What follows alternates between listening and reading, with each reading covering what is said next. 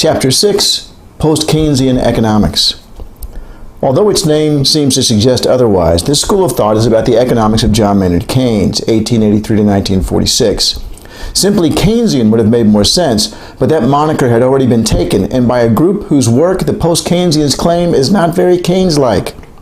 In particular, the post-Keynesians argue that 1. Those calling themselves Keynesians, parentheses, who are, strictly speaking, members of the neoclassical school explained in Chapter 3, parentheses closed, seriously misunderstood Keynes' central message, and number 2, as a consequence, while they did adopt some superficial aspects of his analysis, what they omitted were the most powerful and illuminating parts of the argument. By contrast, post-Keynesians take as their starting point the core theory put forward by John Maynard Keynes in his General Theory of Employment, Interest, and Money, 1936, and A Treatise on Money, 1930. They have since tweaked, amended, and extended his work into areas Keynes himself had not explored. First section, The Great Depression and Keynes' General Theory. One of the cornerstones of post-Keynesian economics is the insistence that theory and models be directly applicable to real-world problems. It is therefore not surprising that the origins of the school are closely related to a specific historical event, the Great Depression. This massive collapse in the level of economic activity, taking place as it did before the development of widespread social safety nets, not only led to untold suffering, but created an atmosphere in which extremist politics thrived. Though the harsh conditions created by the Treaty of Versailles also helped his cause, there is little question that Adolf Hitler was able to grab and consolidate power because of the desperation of the German citizens who were affected by the slump. This connection was not lost on Keynes, who actually predicted that forcing the reparations on the Germans could lead to another war, Keynes 1920. Economists of every variety were obviously aware of the fact that a catastrophic collapse had occurred. To Marxists, this came as no surprise. They are of the opinion that capitalism creates crises of increasing severity, and in much the same manner as witnessed in the 1930s. Meanwhile, mainstream economists, not yet called neoclassical, although sharing the same core beliefs, preached caution. In their opinion, the economy would eventually right itself, and government intervention could only complicate the situation. As shown in Chapter 3, they believe that the economy automatically seeks full employment equilibrium. And to be fair, there had been other depressions, parentheses, which is why this one had required the adjective great to differentiate it, parentheses closed. Those had indeed gone away after a year or two. The Great Depression dragged on, however, one of the consequences being that erstwhile mainstream economist John Maynard Keynes came increasingly to doubt the theory he had learned. He eventually developed an alternative, but this was, by his own admission, a very difficult process. As he wrote in the General Theory, "The composition of this book has been for the author a long struggle of escape, and so must the reading of it be for most readers if the author's assault upon them is to be successful. A struggle of escape from habitual modes of thought and expression. The ideas which are expressed here so laboriously are extremely simple and should be obvious. The difficulty lies not in the new ideas, but in escaping from the old ones, which ramify, for those of us brought up as most of us have been, into every corner of our minds." Note Keynes' implication that this could have been a much shorter and straightforward book had it not been necessary to spend so much time explaining to the reader why the old theory was flawed. To him, that was the bigger challenge than offering his alternative, and one in which he must have largely failed, or the very un-Keynes-like Keynesians would not exist. It is also important to note that Keynes saw his theory as a general one, parentheses, hence the title of his book, parentheses closed, and not applying simply to depressions or recessions. His is meant to be a theory of the economy, not a theory of the economy under special circumstances. Next section, Uncertainty, Animal Spirits, and Demand. It is often argued that the key distinguishing feature of Keynes' model is the assumption that economic agents operate in an environment of uncertainty. What this means and how it affects the subsequent analysis can be difficult to grasp. To make the explanation easier, I will start with the big picture and then add detail until the specific role played by uncertainty becomes clear. Imagine a simple economy in which we have 10 workers: Alex, Bob, Charlie, Diane, Edna, Fred, Gina, Hal, Inez, and Johan. We also have one entrepreneur, Meg, and her factory, which is the only source of employment and income, and it produces all of the output in the economy. She is only willing to hire a worker if she believes she can sell the output they produce at a profit. Further, to say that the productivity of Meg's factory is such that she can meet all of the demands of everyone in the economy, Alex through Johan, for simplicity we'll ignore what Meg consumes, using the labor of only 7 of the willing workers, Alex through Gina. We face an analogous situation in the U.S. with respect to agriculture, for example. Only a small fraction of the U.S. workforce is actually involved in farming, yet we produce more than enough to satisfy the quantity demanded by the entire population. This has the following consequences. 1. Hal, Inez, and Johan will not have jobs. Hiring them would represent a cost for Meg, but there will be no benefit since she could not sell what they made. It would be in excess of the total quantity demanded. 2. Even though Meg can produce output for Hal, Inez, and Johan, she will not do so. I will start number 2 again. Coble is here playing next to me, and his Mr. Bill toy, he just squeezed it and it went, oh no, which is true for Hal, Inez, and Johan. Number 2, even though Meg can produce output for Hal, Inez, and Johan, she will not do so since they can't afford to buy it. They don't have jobs. Number 3, therefore, not only will Meg not hire Hal, Inez, and Johan, but if she is not producing to meet their demands, she does not even need to hire all 7 of the remaining workers. Anyone whose labor would have been used to make goods for Hal, Inez, and Johan is redundant. For simplicity, let's just say that's Gina. We therefore have 4 involuntarily unemployed and presumably hungry workers, Gina through Johan, despite the fact that Meg has the technological ability to produce output sufficient to satisfy all their demands. This does not make Meg a bad person. She too has a family and perhaps shareholders who are depending on her to earn a profit. Rather, this tragically ironic outcome is a function of how the system is organized. This, according to Post-Keynesians, is the critical flaw in a pure market economy.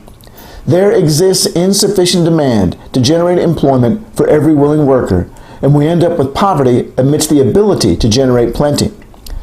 This manifests itself both over the long run and in waves during the business cycle.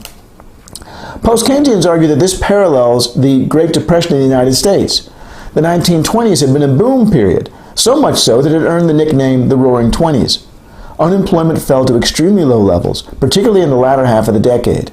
Then, in the 1930s, it suddenly shot up to almost 25% and remained in double digits until the Second World War. And yet, the only change that had occurred in the stock of physical capital, productivity, and resources in the United States over the 20s was that they had risen dramatically. The 1930s should have been a period of prosperity, the likes of which Americans had never before seen. It was not.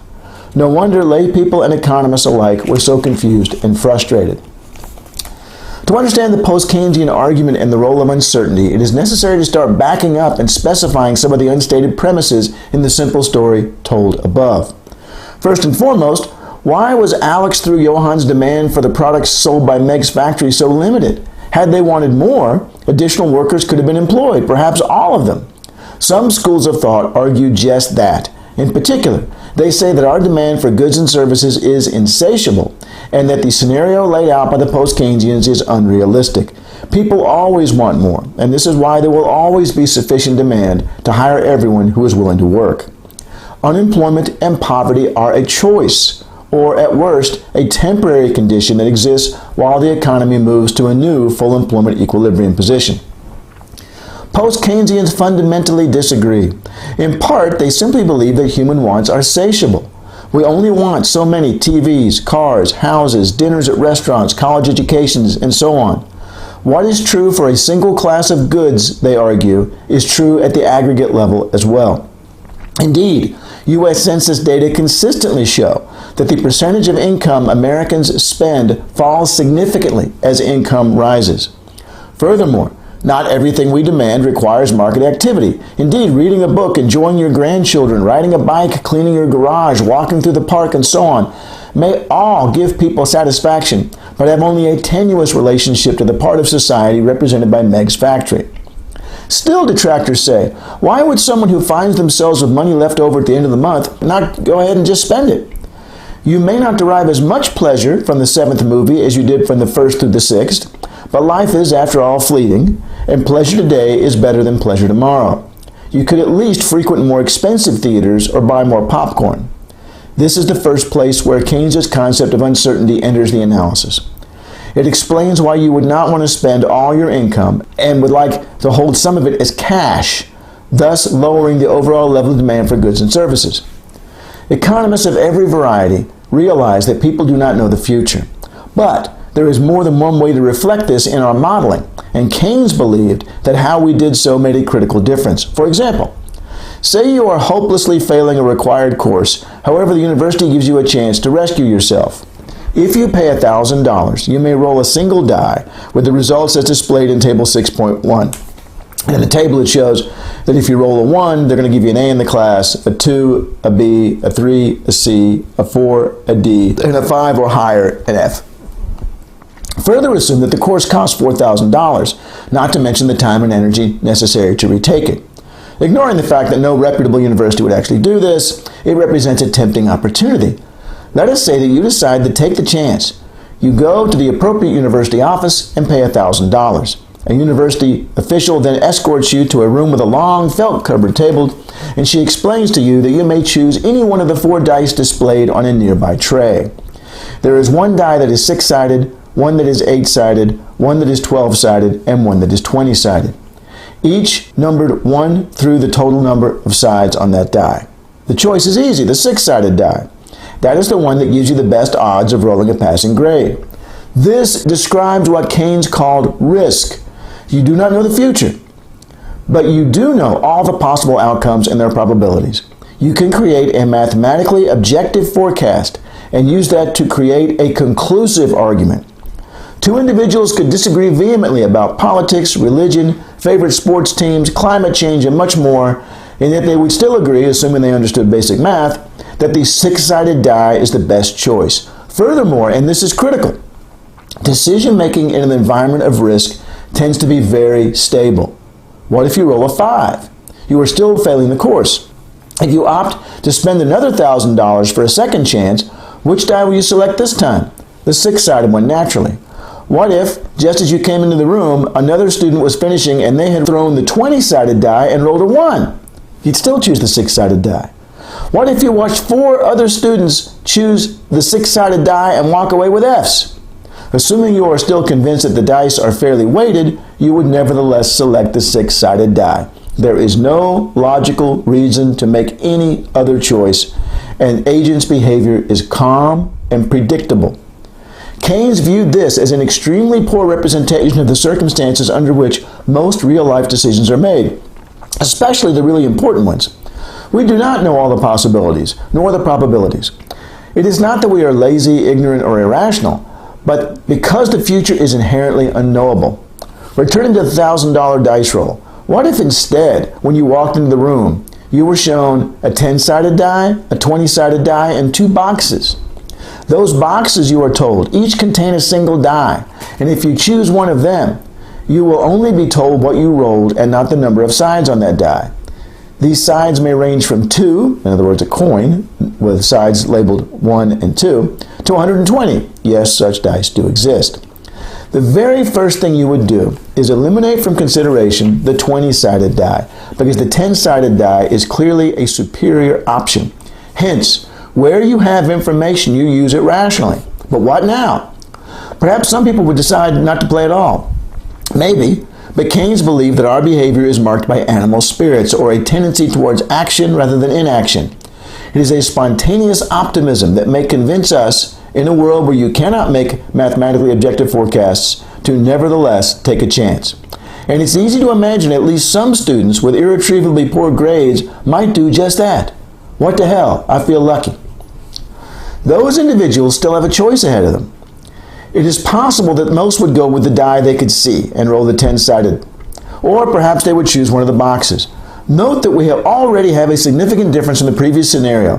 There is no longer an unambiguously correct choice.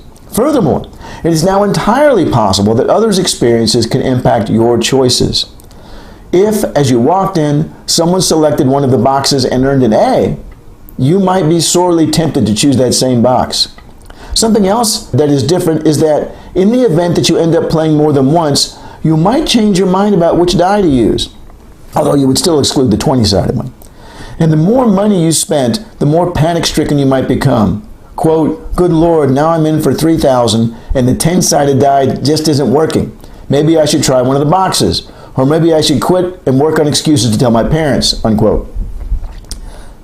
In a world of uncertainty, because it is impossible to develop a conclusive argument, behavior may be unstable and volatile, subject to sudden and drastic changes, and influenced by the experience of others. For many activities whose consequences and objectives are very short-term or relatively inconsequential, this is not particularly problematic. In economic matters, on the other hand, the stakes are often quite high and agents are operating with an indefinitely long time horizon. The issues created by uncertainty can therefore be very serious. This leads to an important change in behavior. It was already argued above that people's demands are limited. They do not want to buy infinitely more, at least not in terms of goods and services. What they do continue to demand, however, because the future is uncertain, is security. A buffer against a world where we never know all the outcomes or their odds. As Keynes argued, quote, our desire to hold money as a store of wealth is a barometer of the degree of our distrust of our own calculations and conventions concerning the future. The possession of actual money lulls our disquietude, unquote. This is the first demand-limiting effect of uncertainty, and one of the reasons post-Keynesians believe that the macroeconomy can come to rest at less than full employment. In the example above, where Meg does not hire every willing worker, her reasoning is that she cannot profitably sell what they would have added to output. In a world of infinite demands for goods and services, more akin to that assumed by the neoclassicals or Austrians, there would be no problem, but that is not the world in which we live. In practice, post-Keynesians really do not focus too much on this particular consequence of uncertainty. Rather, what they see as more significant is uncertainty's effect on investment spending. After all, the only thing we have argued so far is that one particular form of spending tends to fall short of generating sufficient demand to hire all willing workers. Fair enough, but there are three other kinds of spending: investment, government, and net exports. Even if we assume a closed economy, eliminating net exports, and focus on the private sector, eliminating government spending, the neoclassical loanable funds theory of interest laid out in Chapter 3 already made the case that investment would automatically offset any savings.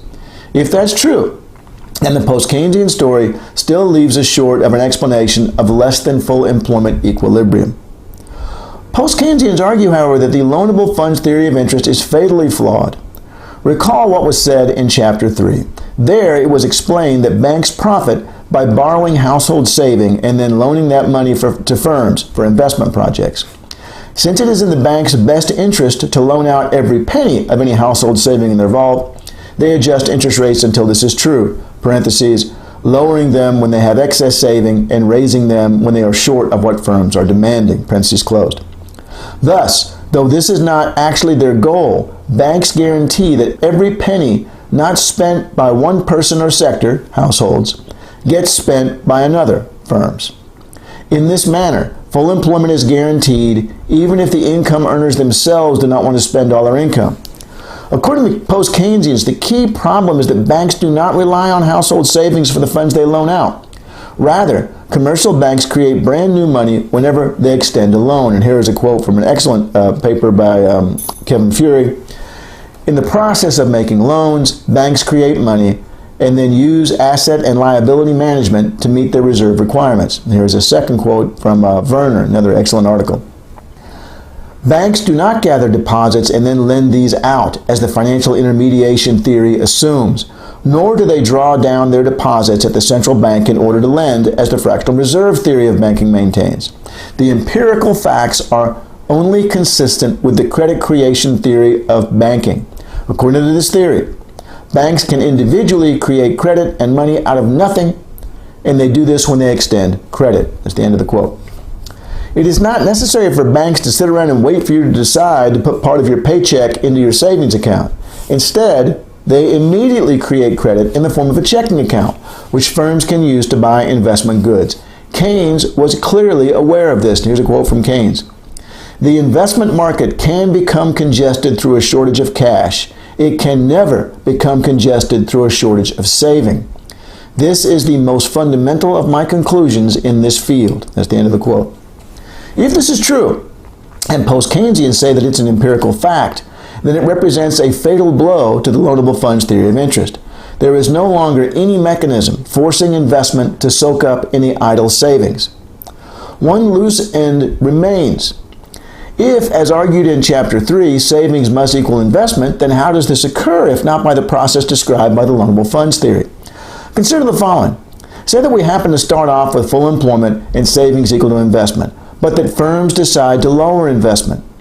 Under loanable funds, this would cause banks to lower interest until savings equals investment again. The happy side effect would be that total demand would not fall, and so employment stays full. In the post-Keynesian view, however, when investment falls, this has the effect of lowering household incomes as workers in the investment sector are laid off. With less income, they must by necessity reduce saving, and this continues until S equals I once again. Parentheses, this can be demonstrated with a simple income multiplier model. Parentheses closed. Changes in the interest rate, which may actually rise as panic causes people to shift towards cash, play no direct role. So, whereas under loanable funds, the process by which S and I return to equality reinvigorates demand, in Keynes, it is entirely possible that demand simply falls. Recession results and unemployment increases. Next section, investment and the business cycle. This now begs the question of what determines investment. In the post-Keynesian model, investment is in the driver's seat. When it rises, the economy expands, incomes go up, and unemployment falls. When it falls, just the opposite occurs. Post-Keynesians view the Roaring '20s and the Great Depression in this light. The former was indeed marked by a massive increase in physical capital formation. Once this ended and the investment collapsed, the swing from boom to bust occurred. Uncertainty will once again play a role in explaining this pattern. The act of investment, building new factories, retooling machines, adding new facilities, and so on, encompasses expenditures that tend to be very expensive, with the consequences that reach well into the future. Whether or not a restaurant turns out to have been profitable will not be known for many years, and the cost of being wrong is usually quite high, particularly because one cannot suddenly change a restaurant into a shoe store. As uncertainty means that one cannot generate mathematically objective forecasts of the factors that will determine the success or failure of these extremely expensive, long-lasting acts, this makes the investment decision a very daunting one. In fact, just as with the die rolling for grades example, one might wonder why anyone would undertake a project more consequential than a vendor's cart under these circumstances. Once again, however, Keynes believed that the answer was related to animal spirits. Here's a quote from Keynes. It is our innate urge to activity which makes the wheels go round, our rational selves choosing between alternatives as best we are able, calculating where we can, but often falling back for our motive on whim or sentiment or chance. End of the quote. Hence, if investment is to occur, the anxiety created by the environment of uncertainty in which entrepreneurs must operate has to be offset by confidence generated by animal spirits. Meanwhile, the clear rule of thumb is, when in doubt, do not invest. What this suggests, first, is that we cannot depend on investment to be consistently strong enough to bring us to full employment. Indeed, that may turn out to be quite difficult and would at any rate only occur by coincidence. The very time when we would most need an increase in investment to boost activity, that is during a downturn, would also be when depressed expectations would make it least likely. Not only is this hesitancy consistent with the demand insufficiency story told above, but it contains the seeds of a business cycle theory. Say we start during a period when the enthusiasm related to animal spirits is already strong and able to overcome any misgivings created by uncertainty. This leads to the sequence of events shown in figure 6.1. And 6.1 is quite simple. It has an up arrow on animal spirits, which leads to an up arrow on physical investment, up arrow on household incomes, up arrow on consumption, and then an up arrow on GDP. The optimism arising from animal spirits encourages firms to believe that their investments will be profitable, and so they hire workers to undertake the construction of new capital.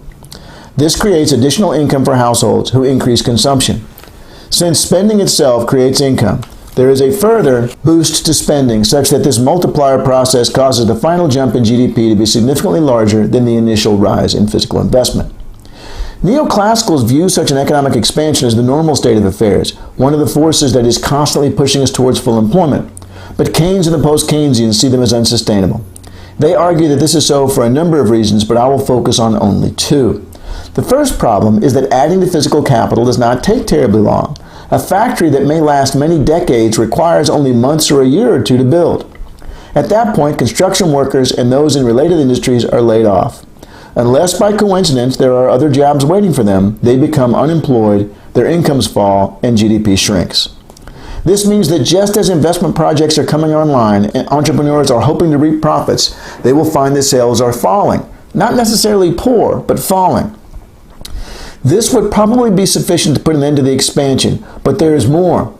For, during the upturn, agents' sense of optimism, encouraged by the increasing incomes and profits, continues. Therefore, at the very time when profits moderate, enthusiasm does not. But as sales data are collected and analyzed, it will become obvious to managers and stockholders that they had been overly optimistic. Depending on the degree to which they had overestimated returns, economic agents may be in for a significant shock. And, quote, when the disillusion comes, this expectation is replaced by a contrary error of pessimism. Keynes, 1936. This can lead to widespread crisis and collapse. This is the kind of behavior that emerges from decision-making in an environment of uncertainty. The economy will remain in a slump until the memory of the collapse is sufficiently distant for agents' spontaneous optimism to take over once again. Also instrumental is the fact that the existing physical capital will have become worn and new technologies and tastes may have emerged, making new projects more profitable. Then the cycle, driven not by external shocks but internal forces, starts all over again. The next section, financial markets and money. No discussion of post-Keynesian economics will be complete without reference to financial markets. In a modern industrial economy, many of the expenditures undertaken by firms, households, and governments are so large that they must be financed by debt. This is especially true of investment. As Keynes wrote, quote, banks hold the key position in the transition from a lower to a higher scale of activity, unquote. No matter how clever your business plan is, it will never see the light of day if you cannot find a loan officer who shares your enthusiasm. Unfortunately, however, while financial markets are absolutely vital to the provision of liquidity, they are at the same time highly volatile. Herein lies another area, in addition to the instability of physical investment spending, where post-Keynesians say that capitalism proves to be prone to crisis. Consider first the avenues by which financial markets affect the economy, and particularly its key driver, investment. Among the funding choices available to firms are borrowing from banks and other financial institutions and the sale of stock. In the former case, those approving loans will be subject to the same forces as their customers. Just as entrepreneurs are affected by the interplay of animal spirits, uncertainty, hope, and disappointment described above, so are bankers. Because they will be reacting to the same phenomena at the same time, they will tend to be somewhat in sync. Hyman Minsky argued, for example, that the overconfidence that accompanies an upturn tends to cause agents to want to take on increasing levels of debt relative to their incomes. Banks and other financial institutions will share these views and accommodate. Hence, as the expansion continues, so the financial and non-financial sectors put themselves into increasingly precarious positions with respect to debt repayment. All of this right before the inevitable downturn described above. Once the collapse occurs, financial institutions' balance sheets will not be in a position to fund recovery for some time. This adds another obstacle to stability and growth. For firms that opt to sell stock, they will, of course, only receive proceeds on the initial offer. Subsequent transactions simply transfer ownership and do not add a penny to the company's coffers. But even then, the fluctuation of their stock price still has an impact on the firm's viability. For example, if the firm decides to undertake further issuances of stock, the current price will determine how much they can raise. Or, if the firm chooses to borrow from a bank, that institution will most certainly consider the price of the firm's outstanding shares in evaluating its creditworthiness. Last, if a stock price falls too far, stockholders may move to replace the management team. Firms are thus affected by financial markets in a number of ways, both direct and indirect. Given these connections, it is important that financial markets price assets and allocate funds efficiently. In order to do this, bankers and stock market participants must generate reasonably accurate forecasts of which firms will be the most profitable, so that those companies will get the largest share of loans at the best terms and have the stocks with the highest prices. It is not necessary that these be exactly correct, of course, but the process by which they are formed should be at least relatively stable and based on factors that are consistently correlated with the firm's success. The first problem, however, is related to the recurring theme of this chapter, the impossibility of mathematically objective predictions combined with the necessity of relying upon animal spirits generates unstable forecasts and behavior. This is especially likely when market participants are disappointed. Depending on the degree of error, they may shift frantically between one stock and another, trying desperately to minimize losses and stabilize the value of their portfolios, something that will have the opposite effect if everyone is pursuing the same strategy at once. And if forecasts and agents' behavior are unstable, then so will be prices. This is not conducive to a smoothly operating financial system. Not only that, but there is no set of widely recognized basic factors upon which we can focus in making our forecasts. Financial market participants could do their best to create such a list, and there are certainly more or less useful factors. No one is going to include the color of the paint used to mark the parking spaces at the company in question, while everyone is going to be interested in the last quarter's profits. But what else should be included in determining the future profitability of the asset issuer, especially given the dynamic nature of the economy and the long time horizon of such a forecast? In order to do this properly, one would need to understand the specific market in which the firm competes, their plans for future operations, any relevant government regulations, current and potential, the effectiveness of their management team, possible labor issues, factors affecting the price and availability of inputs, the determinants of customers' demand, and so on and so on. Plus, one would need to do this research for each of their competitors and for firms in other industries where one might also be considering buying stock. This is, to say the least, an extremely difficult and time-consuming undertaking. Forecasting short-term market psychology, on the other hand, is much easier. It requires no in-depth knowledge of the complex and myriad issues affecting the asset issuer, only a basic understanding of human behavioral tendencies like bandwagons, profit-taking, and fads. Furthermore, this knowledge is transferred easily from one asset category to another, and it promises quick returns. Keynes argued that this was, in fact, what most skilled financial investors actually did, trying to outwit the crowd by guessing what everyone else is guessing, rather than working to truly determine which firms were most likely to generate profits over the long term. He further argued that those choosing the latter, while doing something much more socially useful because it would make asset prices more closely related to firm viability, were making their own jobs much more difficult. Here's a quote from Keynes: "He who attempts it must surely lead much more laborious days and run greater risks than he who tries to guess better than the crowd how the crowd will behave. And, given equal intelligence, he may make more disastrous mistakes." End of quote. Those holding for the long term must also have greater than average access to financial resources, since they will have to weather the short-term fluctuations created by speculation. Furthermore, they will have to convince their supervisors or customers that bucking the current trend and holding on for the long run is really the most rational course of action. The upshot of all this is that financial asset prices are heavily, if not exclusively, influenced by short-term psychological factors. Thus, financial asset prices and the markets in which they are set, while terribly important for the provision of liquidity and absolutely vital to economic activity, are unstable and driven by factors often only tangentially related to the asset issuer's prospects. That said, Keynes is keen to point out that this does not mean that we witness wild volatility on a daily basis. But even though panics, booms, and the misallocation of resources caused by mispriced stocks may not cause problems continuously, when those problems emerge, they can be very serious, and we should not be surprised that they occurred. Post-Keynesians argue that part of this is unavoidable. Nothing can change the fact that the world is uncertain, and that it is thus inevitable that forecasts will always tend to be somewhat unstable. But it is perfectly within our means to force market participants' attention away from short-term psychology. Keynes half-jokingly suggests that we should accomplish this by making stock ownership permanent because, quote, "this would force the investor to direct his mind to the long-term prospects and to those only," unquote. Indeed, if you thought that once you bought a share of stock you had to hold it forever, you would do a great deal of research. Analyses of market psychology would be useless, and for this reason, Post-Keynesians believe that it would generate a more socially useful outcome. Of course, it's not necessary to go to such extremes to reach this goal. One could, for example, introduce a sliding scale transactions tax that declined the longer one held an asset. This would not only force financial investors to think about the long-term viability of the asset issuer, thus making prices more closely reflect this, but it would dampen short-term volatility by introducing a cost to quick selling.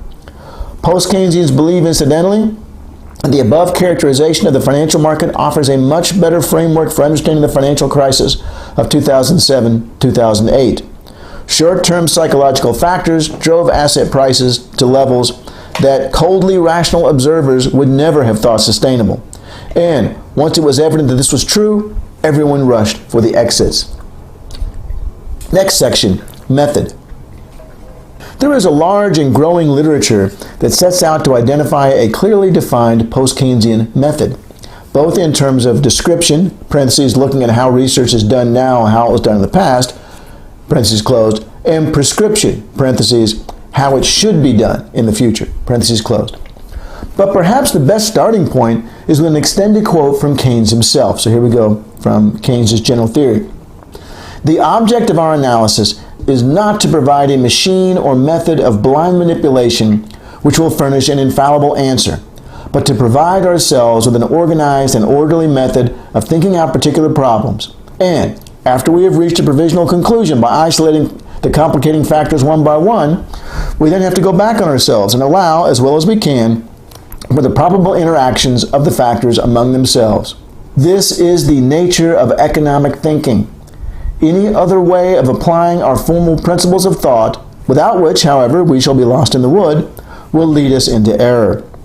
It is the great fault of symbolic, pseudo-mathematical methods of formalizing a system of economic analysis, such as we shall set down in section 6 of this chapter, that they expressly assume the strict interdependence between the factors involved and lose all their cogency and authority, if this hypothesis is disallowed. Whereas, in ordinary discourse, where we are not blindly manipulating, but know all the time what we are doing and what the words mean, we can keep at the back of our heads the necessary reserves and qualifications and adjustments which we'll have to make later on in a way which we cannot keep with complicated partial differentials at the back of several pages of algebra which assume that they all vanish. He is saying a great deal that is consistent with the work of later post-Keynesian authors, but in a language that's more accessible. First off, it's evident that he thinks that the economy is too complex to be successfully reduced to a system of equations or a set of presumably law-like behaviors and relationships. The everything else being equal condition never holds in the real world, so that, strictly speaking, any model making that assumption may have only limited applicability. Furthermore, behaviors are rarely independent of one another. A shift of the supply curve may well set into motion forces that then shift the demand curve, raising questions about equilibrium analysis. This does not mean that we should surrender and stop theorizing and building models entirely, but we must do so in the context of a belief that all such efforts are inevitably tentative and exploratory. Post-Keynesians say that economies are open systems, meaning that one does not know all the relevant variables. This does not mean that attempts to explain economic behavior are futile, however.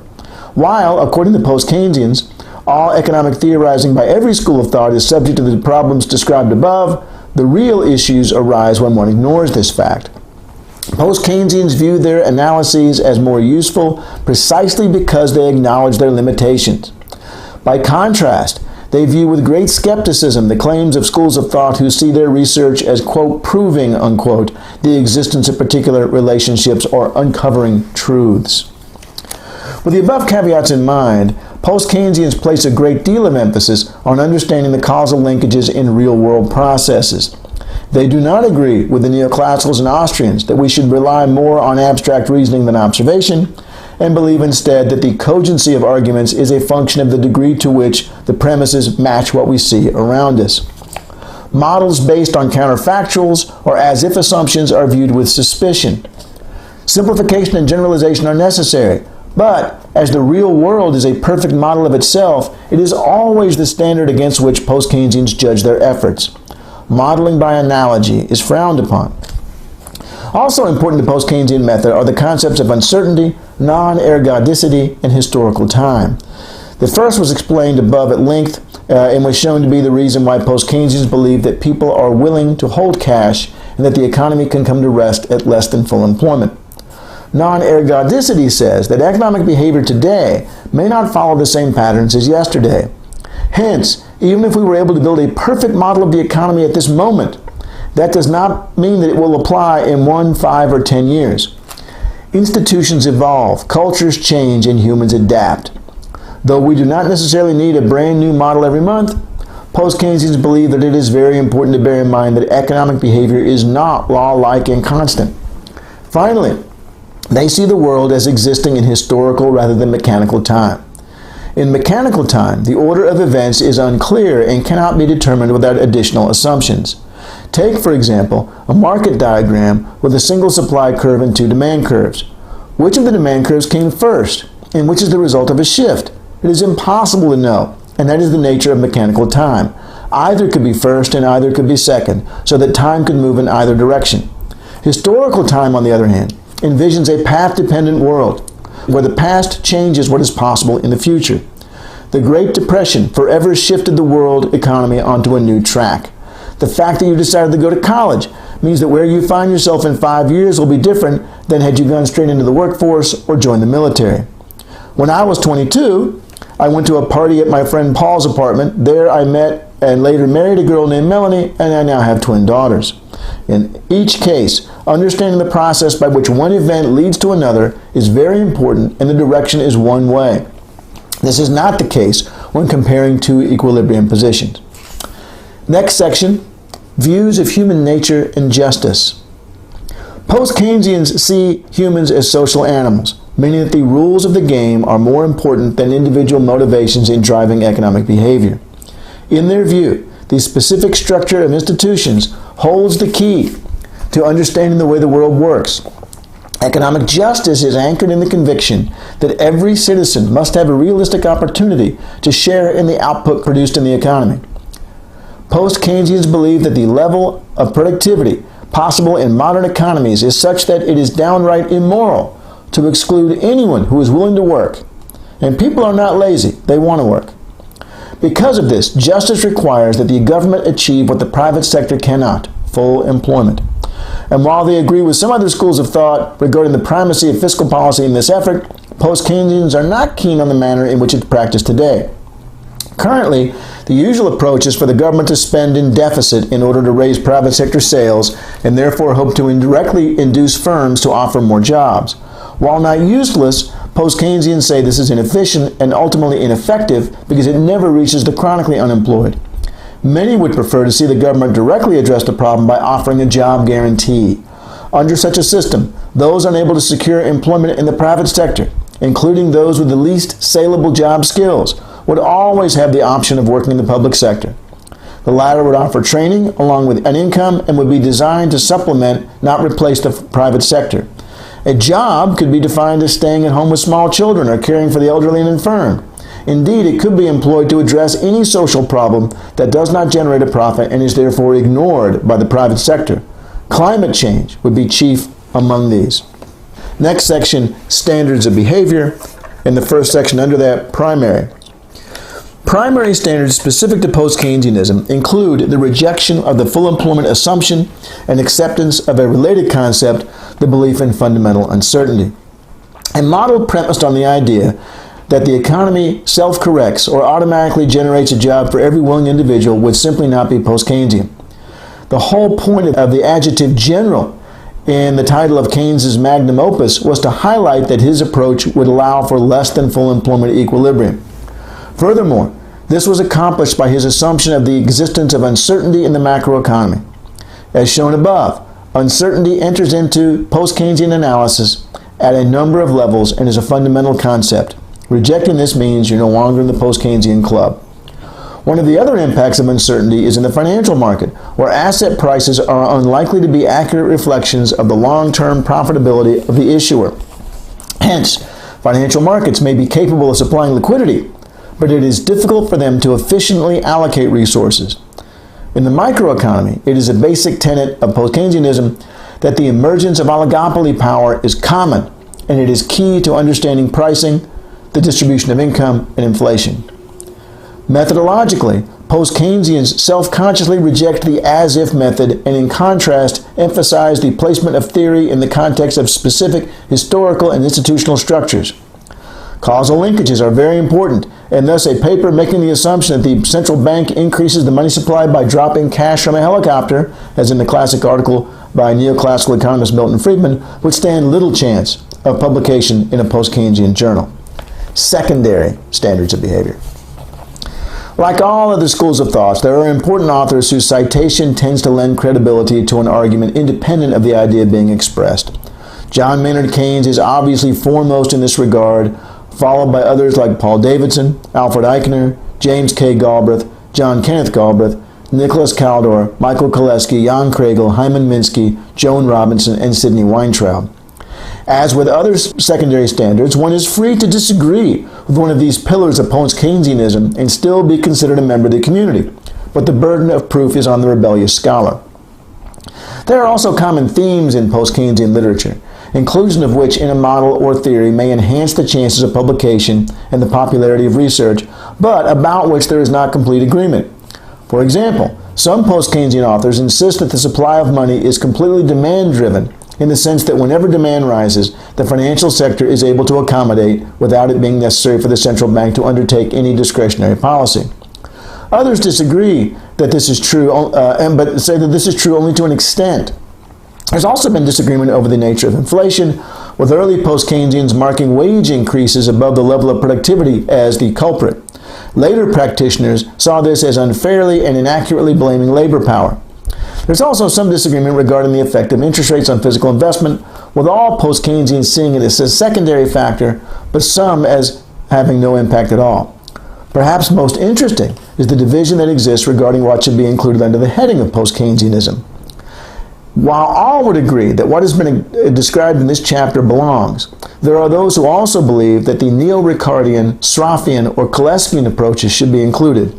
These focus more on the role of income distribution in the macroeconomy, and while they do not exclude the possibility of fundamental uncertainty as a key factor in the instability of the capitalist system, they do not rely on it. Thus, something that many would argue was central to Keynes's revolution is missing. Is this post-Keynesianism or not? Both arguments have been made. Next section, contemporary activities. The primary outlet for post-Keynesian research is the Journal of Post-Keynesian Economics. It was founded in 1975 by leading post-Keynesian economists Sidney Weintraub and Paul Davidson. The Cambridge Journal of Economics, the International Review of Applied Economics, the Review of Political Economy, Review of Radical Political Economy, primarily Marxist, and Journal of Economic Issues, primarily institutionalist, also welcome post-Keynesian contributions. Though they do not have their own formal association, it is not uncommon to see them as members of the institutionalist economic groups like the Association for Evolutionary Economics and the Association for Institutional Thought. Post-Keynesians not only frequently present papers at their conferences, but they even hold offices in their societies. The strong link between post-Keynesian economics and institutionalism is an interesting one, but as the latter is the subject of the next chapter, further discussion of that phenomenon will have to wait. One area related to post-Keynesian economics that has become increasingly active and attracted quite a bit of media attention is called modern monetary theory. While it shares a great deal with the above, its specific focus has been on the role of the federal government's budget. Recall the discussion of the job guarantee. How can this be financed? Surely those countries most desperately needing it, that is, those with the highest levels of unemployment and the lowest rates of growth, are also those least able to afford it. Adopting a job guarantee could be terribly expensive and cause the federal government to run large budget deficits and accumulate a great deal of debt. Thus, it may be that we simply cannot afford to reduce unemployment. Supporters of MMT argue that this is nonsense and based on a fundamental misunderstanding of how federal government budgeting operates and what really creates wealth. The latter is a function of the economy's ability to produce goods and services, not the volume of cash it has accumulated. Money is simply a computer entry, and in countries like the United States or the United Kingdom that issue their own currency and are not in a fixed exchange rate system, it can be created at will. It is decidedly not wealth, and in such countries, any monetary cost of a jobs program is therefore irrelevant. The true cost is that associated with allowing labor to remain idle and rob us of the output they would have created and the unemployed of income and dignity. It is for this reason that MMT supporters say that what we cannot afford is to not have a job guarantee, and that there is no level of government debt that cannot be repaid, so long as it's in the same currency as that which the government issues. Ironically, MMT also suggests that budget deficits would actually be smaller under a job guarantee, since the money would be properly focused and the policy would generate more taxable income. Because these views contrast so sharply with many of the pundits and politicians predicting catastrophic US and UK government defaults, proponents of MMT have found their work in the news. In addition, a number of high-profile neoclassical economists have attacked MMT, and supporters have fired back. In addition, there is a podcast devoted to MMT, others where it's a frequent topic, numerous MMT-oriented blogs, and a strong presence on social media. It is noteworthy, too, that many of those active in the movement are not economists per se, but lay people who have been persuaded by the arguments. MMT and the Green New Deal that is often presented alongside it have even made it into U.S. party politics. Next section, criticisms. Post-Keynesianism has been accused of being more focused on attacking neoclassical ideas than forwarding their own. It is easy to criticize others as being unrealistic when every model by definition is a simplification. Post-Keynesianism is, therefore, not so much a unified school of thought than a group of disparate scholars who complain about those in the mainstream. This characterization is reinforced by the fact that Neo-Ricardians, Straussians, and Koleskians, all groups with no direct connection to Keynes, also sometimes count themselves as post-Keynesians. What is most likely, say some, is that these economists simply do not understand the advanced mathematics used in neoclassical economics. Post-Keynesians also receive criticism from within heterodoxy, where more left-leaning schools of thought see them as apologists for capitalism. What this means is that while they concede that the market system is by natural prone to breakdown, post-Keynesians naively believe that capitalism is really okay and we should just fix it rather than replace it. Next section, final rejoinder. Post-Keynesians would argue that while it is true that they do indeed spend some time criticizing the foundations of neoclassicism, this is necessary if they are going to explain their approach to those already educated in the mainstream. Furthermore, they clearly have distinct and well-developed methods and models and extensive literature of their own. And it is not that post-Keynesians cannot understand the mathematical formalization typical of neoclassicism, but that they agree with Keynes, who was an excellent mathematician, by the way. And here's a quote from Keynes. Too large a portion of recent mathematical economics are mere concoctions, as imprecise as the initial assumptions they rest on, which allow the author to lose sight of the complexities and interdependencies of the real world in a maze of pretentious and unhelpful symbols. Hence, according to post-Keynesians, the problem is not that they don't understand the mathematics necessary to make sense of the economy, but that neoclassicals do not understand the economy well enough to know how to properly employ mathematics. In fact, the paper on which post-Keynesian Steve Keen based an award-winning forecast of the financial crisis is highly mathematical, though it eschewed the general equilibrium approach preferred in neoclassicism. Meanwhile, with respect to being apologists for capitalism, they would respond that they are simply being pragmatic. Markets are tools, and they, like any other tool, work well in some contexts and not in others. They have no inherent moral aspect and are neither evil nor virtuous on their own. Injustices exist, to be sure, but there is no reason to believe that these would be remedied by wholesale rejection of the capitalist system. Not that that is off the table as an option. Then the final section, further reading. Obviously, Keynes's general theory is the key volume for post-Keynesians, but it can be a difficult read even for economists. Parentheses, although chapters 12 and 22 are very illuminating and could be read easily. Parentheses closed. A relatively technical, though much clearer exposition is Victoria Chick's Macroeconomics After Keynes. Another classic work is Paul Davidson's Money and the Real World. Again, however, it's likely to be too advanced for the introductory level student.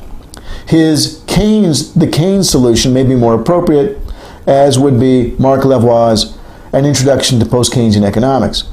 Richard Holt and Steve Pressman's A New Guide to Post-Keynesian Economics offers short introductions to specific topics authored by various post-Keynesian scholars. Online resources include Social Democracy for the 21st Century, which not only has blog entries on the various current issues but a comprehensive reading list.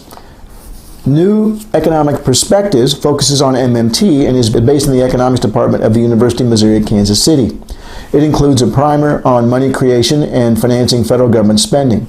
Other post-Keynesian blogs include The Case for Concerted Action, Fixing the Economists, and Naked Keynesianism. Of note, too, is the Levy Economic Institute, a post-Keynesian research institute that publishes a large number of policy and scholarly papers, plus hosts conferences. That was Chapter 6. Thank you.